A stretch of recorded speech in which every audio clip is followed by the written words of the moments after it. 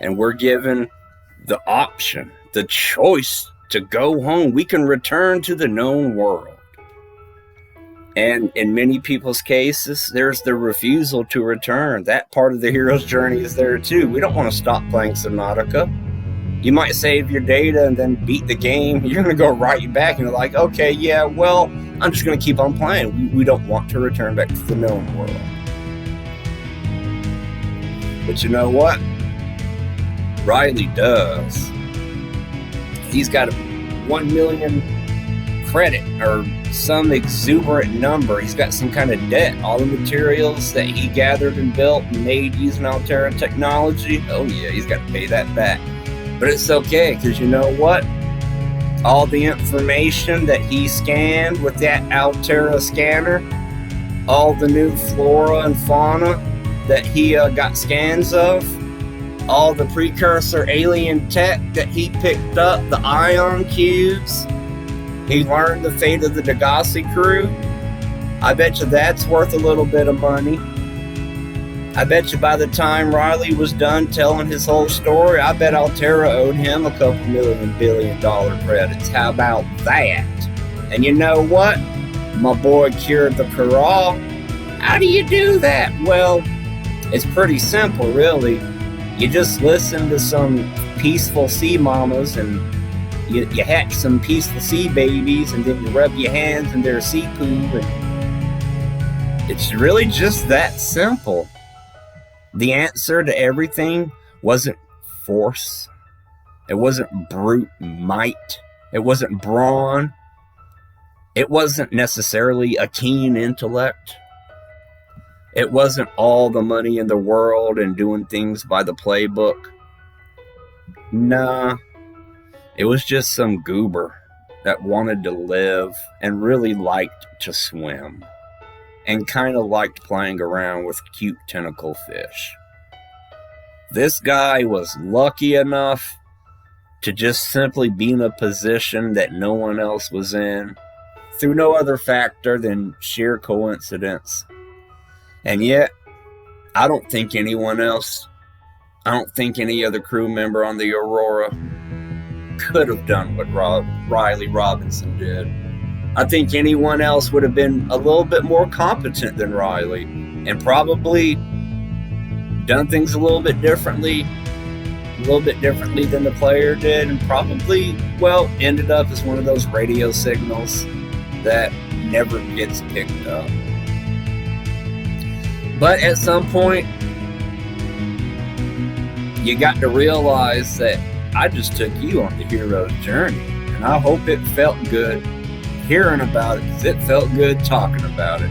If you played Subnautica, well, we just went down memory lane. And if you haven't played Subnautica before, and I did give you a spoiler alert, but if you're interested, you better fucking be. That game is balls. That game is tits and ass. It's the good kind of ass. Man, you know where this is going, don't you? Oh yeah. Oh yeah. Now we're gonna bring up Below Zero. Woo boy. I'm not the kind of person that likes to beat around the bush, but woo! Below Zero's got a bush that I love beating around. Anyway, same structure. And I'm a little biased. Let that be known. I'm a little biased. Because Below Zero is like that bastard child you have, your second kid. You know, the first kid you have, Subnautica, is like your first son.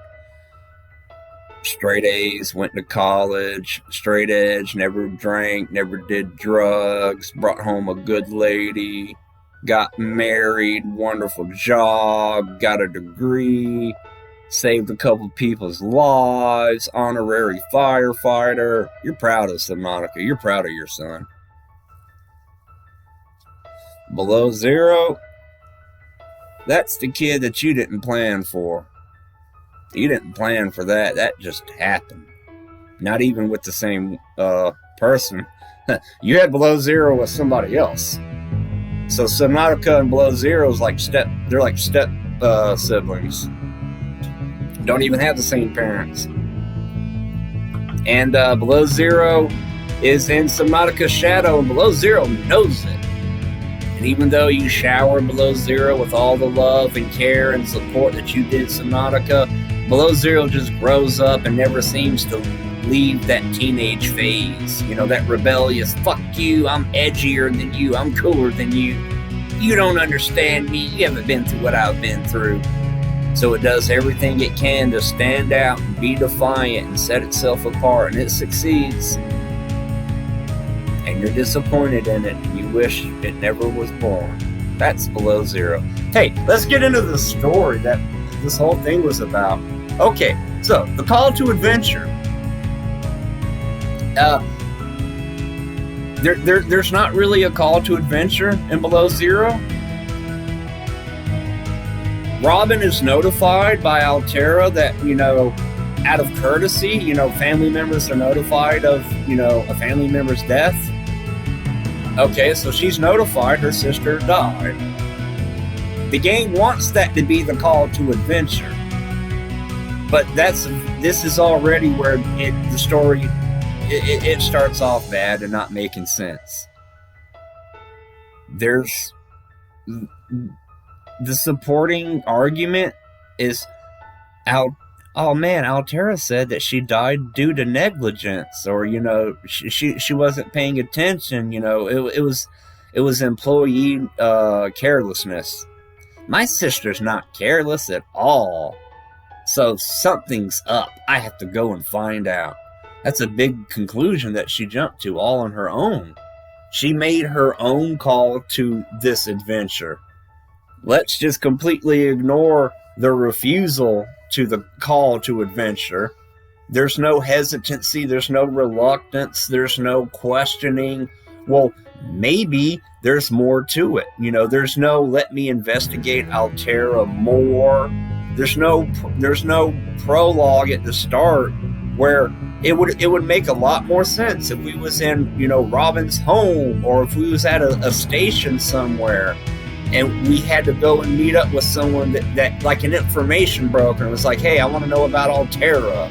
You know, how much information can 10,000 credits get me? And then she learns a little bit about what they're doing on the planet. Then she contacts, you know, the guy, and is like, all right, you know, call to adventure. She doesn't have that.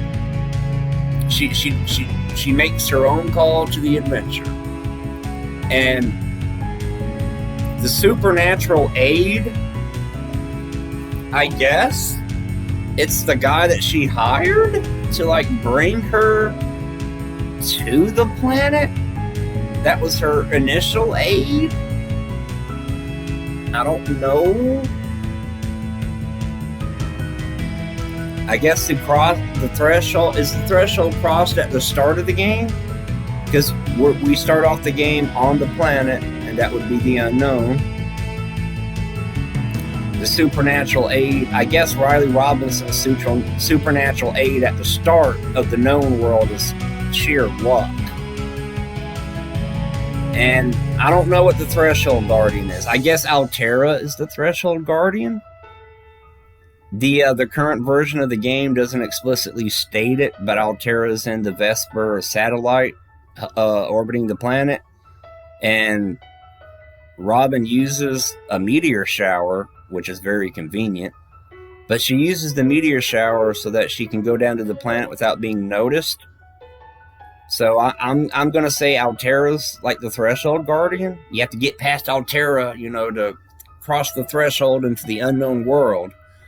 And then she begins on the planet, and there is no transformation. There's no beginning of a transformation. And I can't really say the PDA is a helper, because when you play Subnautica, your PDA reboots into emergency mode. And the way that the PDA quote-unquote acts, the way that it operates, its purpose, the way that it speaks to Riley, it treats Riley like the goober he is. The PDA is like, hey, I'm your babysitter, you're in a bad situation, I'm going to keep you from dying.